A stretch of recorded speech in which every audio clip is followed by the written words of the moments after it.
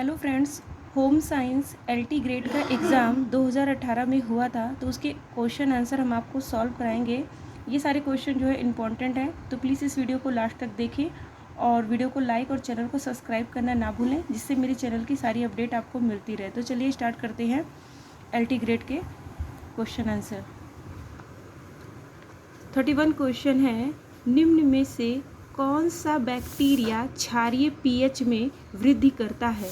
तो क्षारीय पीएच में जो वृद्धि करता है वो है वाइब्रियो कॉलेरा।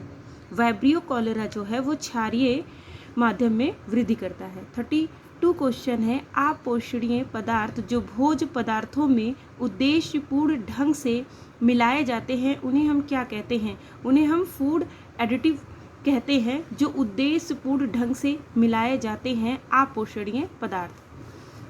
33 क्वेश्चन है, ई कोलाई है, ये क्या है? ये एक ग्राम निगेटिव बैक्टीरिया है। ई कोलाई क्या होता है? ये एक ग्राम निगेटिव बैक्टीरिया है। 34 क्वेश्चन, पर्यावरण संरक्षण अधिनियम किस वर्ष पारित हुआ था? पर्यावरण संरक्षण जो अधिनियम है वो 1986 में पारित हुआ था। 35 क्वेश्चन है, कौशल भारत कार्यक्रम किसने प्रस्तावित किया था? तो ये कौशल भारत कार्यक्रम जो है श्री नरेंद्र मोदी जी ने प्रस्तावित किया था। 36 क्वेश्चन है, निम्न में से कौन सा उपकरण रक्तचाप मापने के काम आता है? तो रक्तचाप को मापने के जो काम आता है वो है स्फाइग्मोमैनोमीटर। 37 क्वेश्चन है, भोजन नष्ट होने का कारण है? तो भोजन नष्ट होने का कारण बैक्टीरिया, खमीर, फफूंदी, उपयुक्त सभी, ये सारे ही होते हैं। 38 क्वेश्चन है, अधिकतर भोज्य पदार्थ को खराब करने वाले बैक्टीरिया विकसित होते हैं। अधिकतर जो भोज्य पदार्थ होते हैं उनको ये अम्ल, क्षारीय व न्यूट्रल ये सभी ही प्रभावित करते हैं। 39 क्वेश्चन है, बीसीजी का टीका बचाव करता है? तो बीसीजी का जो टीका होता है वो क्षय रोग मतलब ट्यूबरक्लोसिस से बचाव करता है। 40 क्वेश्चन है, ड्रेसिंग का प्रकार क्या है? तो ड्रेसिंग में ये इसका आंसर है डी, ए और बी दोनों, सूखी पट्टी और ना चिपकने वाली पट्टी आती है। 41 क्वेश्चन है, निम्न पर विचार कीजिए तथा नीचे दिए गए कूट की सहायता से सही उत्तर का चयन कीजिए। इसका आंसर है केवल फर्स्ट होगा इसका कि कार्बोहाइड्रेट चयापचय पर इंसुलिन का जो प्रभाव होता है वो विभिन्न ऊतकों द्वारा ग्लूकोज के उपयोग को घटाना।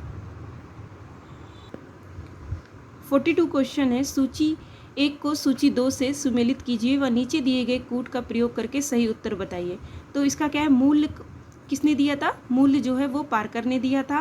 कार्य सरलीकरण ये मुंडेल के परिवर्तन का वर्ग उन्होंने प्रतिपादित किया था। व निर्णय की प्रक्रिया जो है फॉलेट का सुझाव है। और बजट किसने दिया था? एंजल ने दिया था। तो इसका आंसर है ए। 43 क्वेश्चन है, निम्न में से कौन सा वृक्क की कार्यात्मक इकाई है? तो वृक्क की कार्यात्मक जो इकाई है वो होती है नेफ्रॉन। 44 क्वेश्चन, FMN एवं FAD ऐसे को एंजाइम हैं जो प्राप्त होते हैं, ये कहाँ से प्राप्त होते हैं? ये राइबोफ्लोविन से प्राप्त होते हैं। 45 क्वेश्चन, बोमिन कैप्सूल मानव शरीर के किस अंग का हिस्सा है? तो ये जो है वो गुर्दा का हिस्सा है, जैसे किडनी या गुर्दा कुछ भी कह सकते हैं। बोमिन कैप्सूल मानव शरीर के इसका अंग है। 46 क्वेश्चन है, एक एंजाइम जो मुख के अंदर सलाइवा में पाया जाता है? तो मुख के अंदर जो सलाइवा के रूप में पाया जाता है वो है टाइलिन। 47 क्वेश्चन, खाने के पाचन की क्रिया प्रारंभ हो जाती है? तो खाने के पाचन की क्रिया जो होती है वो मुख से ही आरंभ हो जाती है। 48 क्वेश्चन, एड्रिनल ग्लैंड मानव शरीर में स्थित है। एड्रिनल जो ग्लैंड होती है वो गुर्दे मतलब किडनी में उपस्थित होती है, एड्रिनल ग्लैंड। 49 क्वेश्चन है, शरीर में खनिज लवण के प्रमुख कार्य हैं? शरीर में खनिज लवण का जो कार्य होता है वो सुरक्षा तथा नियमन करना होता है। 50 क्वेश्चन है, निम्न में से किस हार्मोन्स को वसा उत्पन्न करने वाला हार्मोन्स भी कहा जाता है? तो जो इंसुलिन हार्मोन्स होता है उसे वसा उत्पन्न करने वाला हार्मोन्स भी कहा जाता है। 51 क्वेश्चन, निम्न कैलोरी, निम्न वसा, निम्न सोडियम, सामान्य प्रोटीन के साथ प्रस्तावित किया जाता है? किसे? जिसको उच्च रक्तचाप होता है उसे। 52 क्वेश्चन, शाकाहारी आहार में सामान्यतः कमी होती है। जो शाकाहारी आहार होते हैं उसमें संतृप्त वसीय अम्ल की समानता कमी देखी जाती है। 53 क्वेश्चन है, शिशु के लिए सर्वाधिक महत्वपूर्ण आवश्यक वसीय अम्ल हैं। आवश्यक जो वसीय अम्ल हैं वो हैं आर्किडोनिक अम्ल। 54 क्वेश्चन है, बौद्धिक विकारता किसकी कमी का लक्षण है। तो बौद्धिक विकारता जो है वो आयोडीन की कमी का लक्षण है। 55 क्वेश्चन, विटामिन डी का कौन सा प्रकार प्रकृति में नहीं पाया जाता है। तो विटामिन डी का डी प्रकार जो है वो प्रकृति में नहीं पाया जाता है। 56 क्वेश्चन है, प्लेग्रा नामक रोग निम्न में से किसकी कमी से होता है। तो प्लेग्रा नामक जो रोग होता है वो नियासिन की कमी से होता है। 57, अल्फा टॉक्सिन पाए जाते हैं। अल्फा टॉक्सिन किस में पाए जाते हैं, ये मूंगफली में पाए जाते हैं। 58 क्वेश्चन, अर्ध आवश्यक अमीनो अम्ल हैं। अर्ध आवश्यक जो अमीनो अम्ल है वो है आर्जिनिन। 59 क्वेश्चन, विटामिन जो लोहे के अवशोषण में सहायता करता है। विटामिन जो लोहे के अवशोषण में सहायता करता है वो है विटामिन सी। 60 क्वेश्चन, अंडे में बायोटीन के साथ पाए जाने वाले प्रोटीन का नाम है। अंडे में जो बायोटीन के साथ प्रोटीन पाए जाते हैं उन्हें एविडिन कहते हैं। 61 क्वेश्चन, टाइलिन की क्रिया के द्वारा कार्बोहाइड्रेट की पाचन क्रिया की प्रक्रिया का सही क्रम दीजिए। इसका आंसर है बी। पहले होगा बॉइल्ड स्टार्च, फिर उसके बाद होगा सोल्यूबल स्टार्च, फिर होगा इरेथ्रोडेक्स्ट्रिन, फिर होगा एक्रोडेक्स्ट्रिन, फिर होगा आइसोमाल्टोस। इसका आंसर बी है। सूची 1 सूची 2 को सुमेलित कीजिए। तो इसमें होगा कि आपका ल्यूकोसिन जो होता है वो गेहूं में, मायो एल्ब्यूमिन ये मांसपेशियों में, लैक्टो एल्ब्यूमिन ये दूध में, और सीरम एल्ब्यूमिन ये लिम्फ में। इसका आंसर है बी। इसमें भी आपको मिलान ही करना है। तो ये टोकोफेरॉल है, ये एंटी स्टेरिलिटिक कारक होते हैं। कैल्सीफेरॉल क्या है, ये एंटी रैकेटिक कारक होते हैं। और एंकुराइन क्या होता है, ये एंटी न्यूरेटिक कारक होते हैं। और रेटिनॉल क्या है, ये एंटी जेरेफेथेल्मिक कारक होते हैं। इसका आंसर है डी। 64 क्वेश्चन, निम्न पर विचार कीजिए, सही उत्तर दीजिए। पहला है कि प्रसव के पश्चात प्रथम 3 दिन तक स्त्रावित होने वाला तरल कोलेस्ट्रॉम कहलाता है।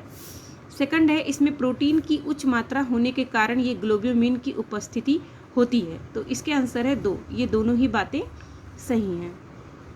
65, निम्न में से कौन सा विकास का सिद्धांत नहीं है।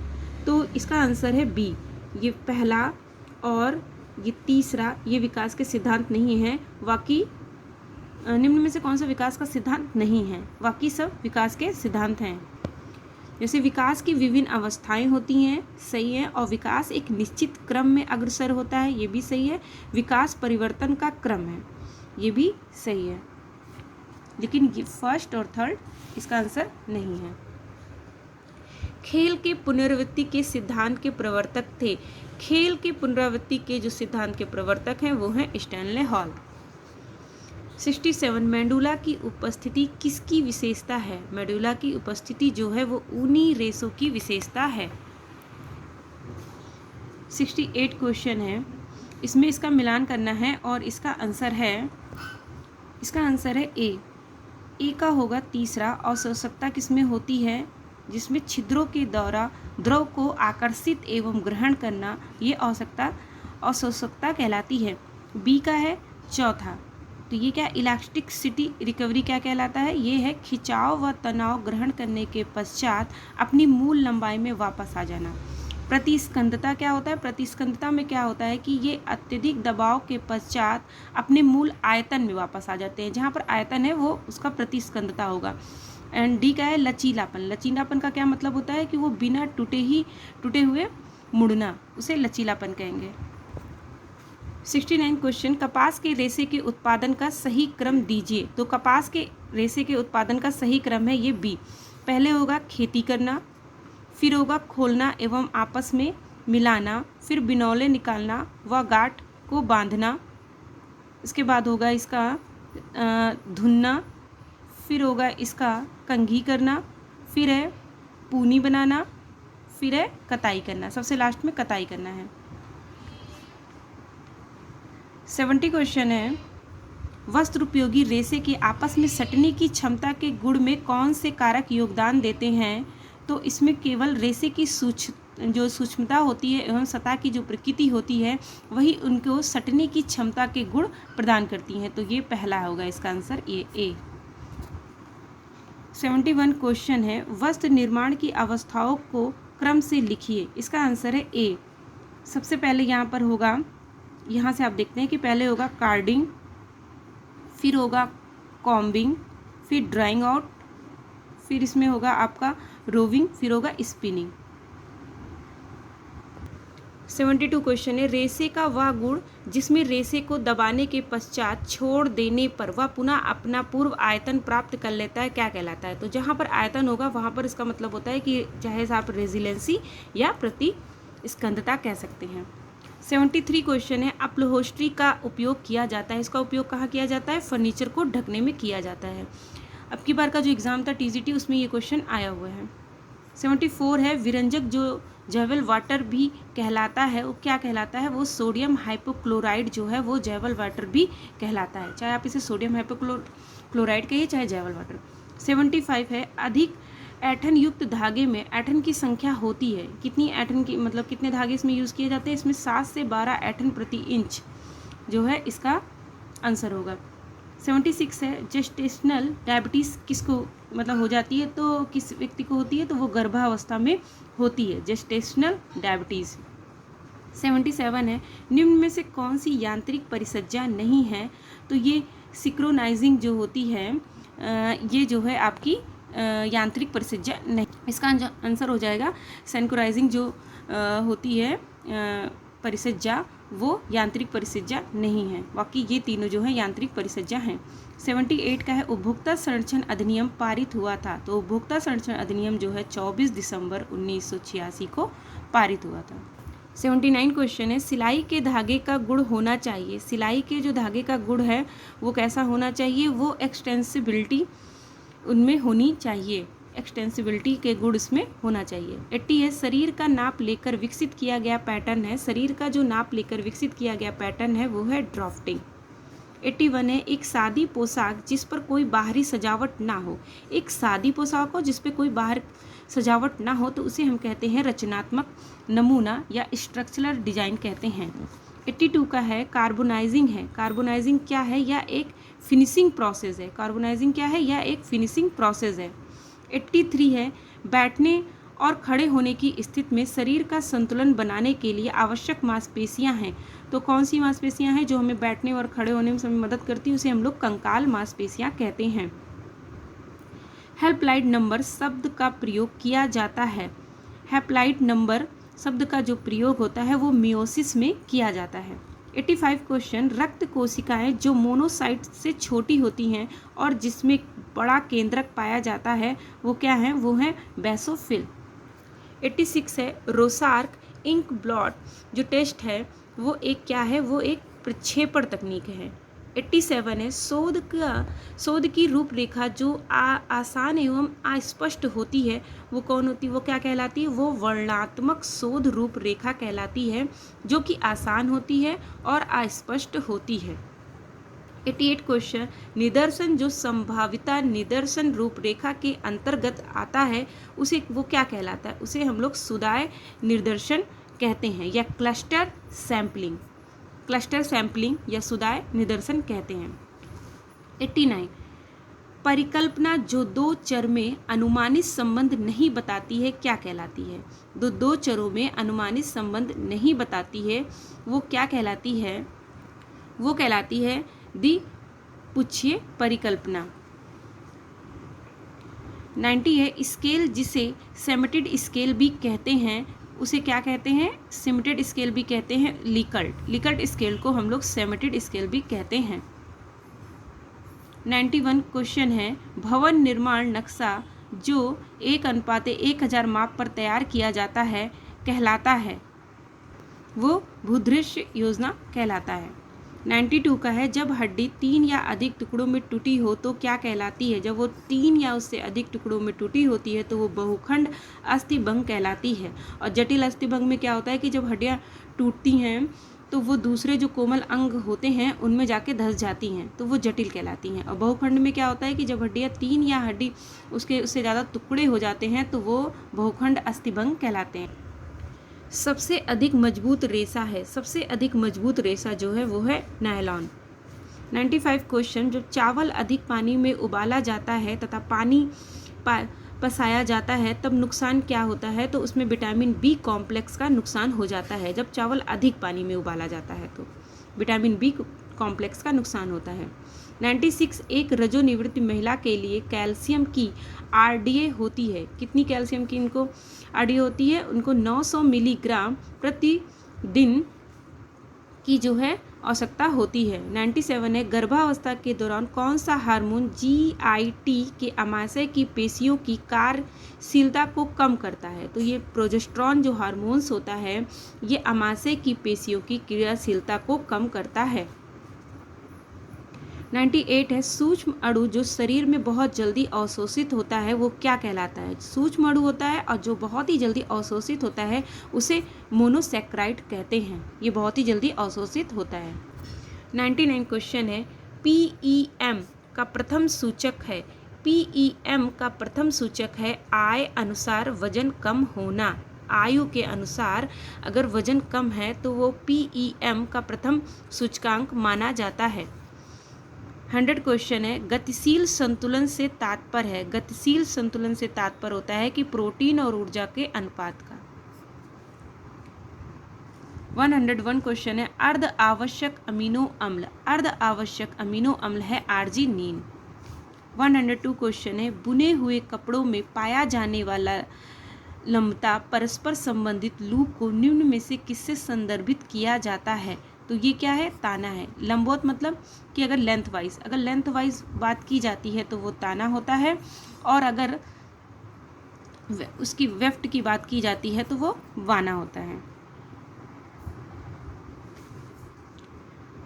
103 क्वेश्चन है, बंगाल के काथा कढ़ाई में मुख्यतः इस्तेमाल होने वाली कढ़ाई कौन सी है? तो वो है रनिंग कढ़ाई। और यहाँ पे क्या होता है कि लेंथ वाइज होते हैं और क्रॉस वाइज होते हैं। तो लेंथ वाइज में क्या हो जाएगा आपका? ताना हो जाएगा, वार्प कहलाएगा, और जो क्रॉस वाइज होता है वो आपका वेफ्ट कहलाएगा। लंबे तंतु को क्या कहा जाता है? जो लंबे तंतु होते हैं उन्हें फिलामेंट फाइबर कहा जाता है। 105 क्वेश्चन है, सिल्क विज्ञान को क्या कहते हैं? जो सिल्क विज्ञान है उसे सेरीकल्चर कहते हैं। सिल्क। 106 क्वेश्चन है, स्त्री की गर्भावस्था की अवधि संभावित होती है। तो स्त्री की जो गर्भावस्था की अवधि है वो 280 दिन की होती है। 107 क्वेश्चन है, 4 माह की अवस्था में आमतौर पर बालक का वजन होता है। तो आमतौर पर 4 माह की अवस्था में बालक का जो वजन होता है वो दोगुना होता है। 108 क्वेश्चन है, अंडाणु परिपक्व होते हैं। अंडाणु परिपक्व जो होते हैं वो 28 दिनों में होते हैं। सामुदायिक विकास कार्यक्रम कब प्रारंभ हुआ था? सामुदायिक विकास जो कार्यक्रम है वो 2 अक्टूबर 1952 में प्रारंभ हुआ था। एसेप्सिस से तात्पर्य क्या है? एसेप्सिस से जो तात्पर्य है वो सूक्ष्म जीवाणुओं को हटाना है। एसेप्सिस से तात्पर्य होता है सूक्ष्म जीवाणुओं को हटाना। 111 क्वेश्चन है, बाल विहार किंडरगार्टन जो है प्रकार के पूर्व स्कूली कार्यक्रम की स्थापना किसके द्वारा की गई है? तो इसकी स्थापना जो है वो फ्रेडरिक फ्रोबेल के द्वारा की गई है। किंडरगार्टन की जो स्थापना है वो फ्रोबेल ने की है। निम्न घटनाओं को कालानुक्रम में लिखिए। इसका आंसर है सेकंड। तो पहले होगा आपका ओव्यूलेशन होता है, फिर फर्टिलाइजेशन होता है, फिर आपका सेक्स डिटर्मिनेशन होता है, फिर जाके इम्प्लांटेशन होता है। तो यहाँ पर आप देखेंगे कि पहले क्या होगा? अंडपात होगा, फिर होगा निषेचन होगा, फिर यौन का निर्धारण होगा, फिर गर्भ प्रतिस्थापन होगा। जन्म के समय नवजात शिशु के रोने से जन्म के समय नवजात शिशु के रोने से रक्त प्रवाह उत्तेजित होता है। क्या होता है? रक्त का जो प्रवाह होता है वो उत्तेजित होता है। थॉर्नडाइक का माध्यमिक नियम किससे संबंधित है? तो थॉर्नडाइक का जो माध्यमिक का नियम है वो बहुप्रतिक्रिया का जो नियम होता है उससे संबंधित है। तीव्र बुद्धि मानव का आईक्यू होता है, जो तीव्र बुद्धि मानव होते हैं उनका आईक्यू लेवल जो होता है वो 140 से अधिक होता है। सुमेलित करना है यहाँ पर सूची 1 को सूची 2 से। तो वेगस्की ने क्या दिया था? वेगस्की जो थे उन्होंने जो है सोशल कल्चरल थ्योरी दी थी, और इरिक्सन ने क्या दी थी? इरिक्सन ने जो है मनोसामाजिक जो है सिद्धांत का प्रतिपादन किया था। पियाजे ने क्या किया था? पियाजे ने संज्ञानात्मक विकास का प्रतिपादन किया था, और फ्राइड ने जो थी साइको एनालिटिक या मनोविश्लेषणात्मक सिद्धांत का प्रतिपादन किया था। इसका आंसर है सी। एनुरेसिस व्यवहार में कौन सी समस्या होती है? एनुरेसिस जो व्यवहार होता है उसमें बिस्तर गीला करना जैसी समस्या देखी जाती है। एनुरेसिस व्यवहार, बिस्तर को गीला करना। Social learning theory of personality संबंधित है। तो सोशल लर्निंग जो थ्योरी प्रतिपादित किया है वो है अल्बर्ट बंडूरा ने। Social learning theory Albert Bandura ने प्रतिपादित की है। वर्णधानता क्या है? वर्णधानता जो है एक आनुवांशिक रोग है। वर्णधानता कैसा रोग है? वर्णधानता एक आनुवांशिक रोग है। पूर्व स्कूली बालकों के लिए प्रवेश परीक्षाओं, पाठ्य पुस्तकों एवं गृह कार्य को प्रतिबंधित करने की संस्तुति की थी। किसने की थी इसकी संस्तुति? ये की थी राष्ट्रीय शिक्षा नीति 1986 ने इसकी की थी। इसके आगे के क्वेश्चन आंसर मैं नेक्स्ट वीडियो में अपलोड करूँगी, और आप इस वीडियो को लाइक और चैनल को सब्सक्राइब करना ना भूलें, जिससे मेरे चैनल की सारी अपडेट मिलती रहे। Thank you.